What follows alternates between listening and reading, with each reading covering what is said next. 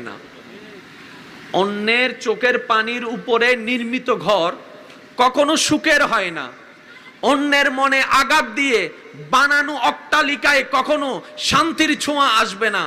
যদি শান্তির ছোঁয়া আনতে চান, মানুষকে সম্মান দিন, মানুষকে ভালোবাসুন, আল্লাহর দিকে তাকিয়ে আল্লাহর সৃষ্টিকে সম্মান দেন, আল্লাহর দিকে তাকিয়ে আল্লাহর সৃষ্টিকে ভালো রাখেন।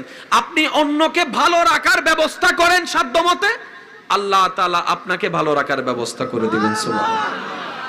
আল্লাহ পাক বলছেন, আমি চাইলেই দুঃখ সুখ হবে, আমি চাইলেই অশান্তি শান্তি হবে। তা আমি চাইবো কখন জানো? আগে তোমার কাছে আমি দুইটা জিনিস যদি দেখি, তারপর আমি চাইবো। আল্লাহ কোন দুইটা জিনিস? আল্লাহ পাক বলে, হা হুতাশ ছাড়া, আফসোস করা ছাড়া সবর করে থাকো, শুয়ে থাকো, ধৈর্য ধারণ করো, সহ্য করো, আমি আল্লাহর নেক্সট হুকুম আসা পর্যন্ত অপেক্ষা করো।